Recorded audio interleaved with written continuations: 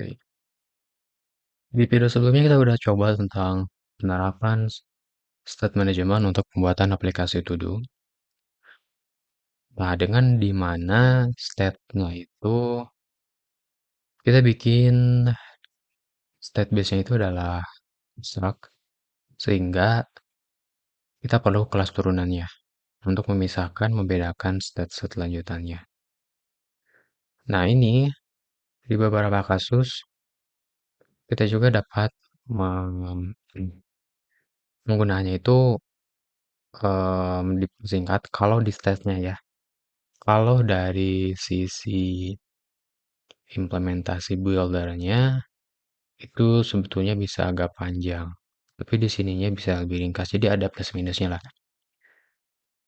Yang ini teman-teman bisa hapus. Nah, terus sebagai pembeda nanti apakah state-nya itu sedang loading, sedang inisial, ketika sedang fetch data atau yang lainnya, harus bikin satu properti yang membedakannya. Teman-teman bisa bikin pakai string nanti atau bisa pakai kelas enum. Misalkan kita bikin kelas enum, namanya to do status init atau inisial, kemudian loading, ada success, ada valid atau apa aja, misalkan ada added, ada update atau apa gitu. Bebas. Kita batasi sampai ada 4 sampai valid. Jadi di sini tipenya adalah to do status, namanya status. Tambahkan ke konstruktor. Sekarang di blok kita harus ubah di sini inisialnya. Bukan to do inisial, tapi to do state. Nah, karena to do state ini mutable, kita nggak bisa ubah-ubah, maka kalau ingin menggunakan satu single class state, kita harus jadikan dia mutable, jadi dapat diubah. Kayak gini. Baru kita gunakan to do state.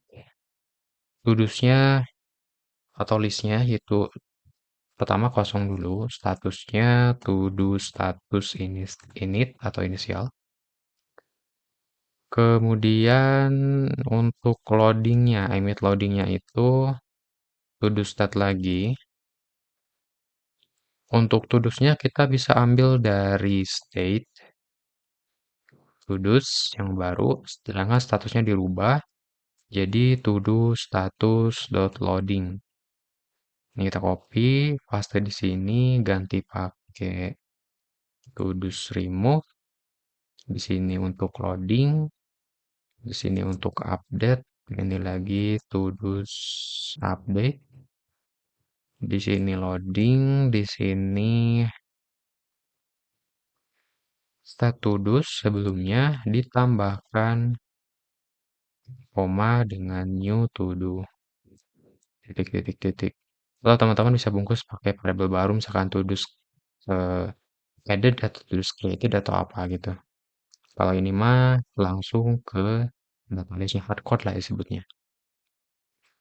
Oke, save. Sekarang kembali ke to do page. Implementasinya pengecekannya bukan is class, tapi menggunakan equal operator status sama dengan to do status dot initial init. Sedangkan yang di sini kita copy dulu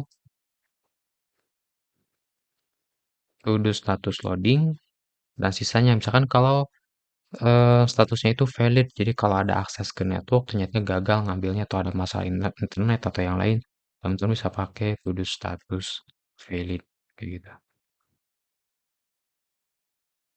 Oke, defaultnya return recipe builder, state to do-nya tetap bentuknya kayak gini, tidak ada perubahan, cuma di beda pengecekannya saja. Save, kita restart. Kita coba lagi, plus, add, loading.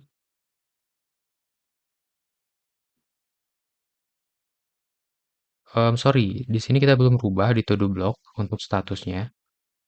Di sini betul loading, tapi di sini nah bukan loading tapi sukses. Sorry. Sukses, di sini juga sukses. Di sini juga sukses. Restart lagi.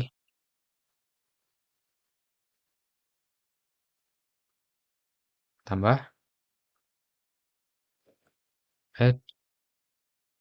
Oke, udah muncul. Tambah lagi. Add. Oke, muncul. Update. Update. Oke, udah berubah. Kita coba remove. Yes. Nah, sekarang kita akan coba eh, ubah untuk state loadingnya. Jadi state loading itu ketika ngambil data ke fetch-nya atau misalkan inisial datanya. Biasanya di bagian page ini ada initial state. Kita bikin di atas build init. Berarti kita harus tambahkan lagi satu event untuk nge-get data.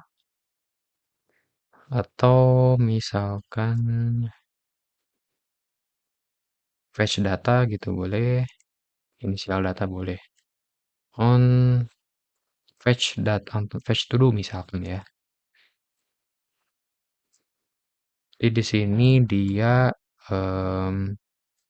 nggak ada, kosong kayak gini. Cuman event eksekusi aja. Di bloknya tambahin di sini um, on fetch to do. Kita emit loading dulu, kemudian durasi, baru emit lagi datanya. Emit to do state ini kita copy, sukses, state to do's.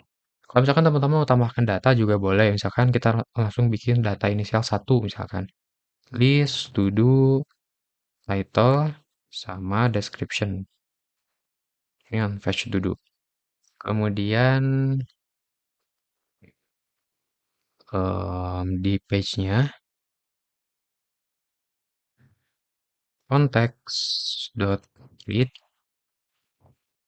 to do block dot add eventnya on fetch to do. Jadi ini berlaku ketika nge-restart atau pertama kali menampilkan halaman to do page. Langsung ada satu data. Tapi ada loading dulu. Sedangkan, nah sekarang loading ini hanya diterapkan ketika ada akses ke network atau nge-fetch data gitu. Sehingga untuk proses edit dan lainnya tidak menggunakan loading. Karena ini kan loadingnya diterapkannya untuk list view, bukan loading aksi gitu. Sehingga di blok untuk emit loading di bagian add to do. Di sini kita hapus, jadi langsung aja ke prosesnya. Terus untuk update juga di sini langsung aja ke prosesnya. Termasuk untuk yang delete juga ini kita hapus lagi. Save. Restart lagi.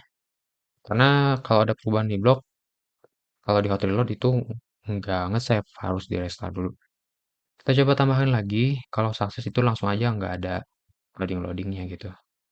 Tapi kalau kita restart, karena ini state-nya dipanggil, sini maka akan loading dulu, baru tampil inisial datanya, yaitu yang ini. Oke, jadi kayak gitu penggunaan untuk yang single class state. Sampai ketemu lagi di next video.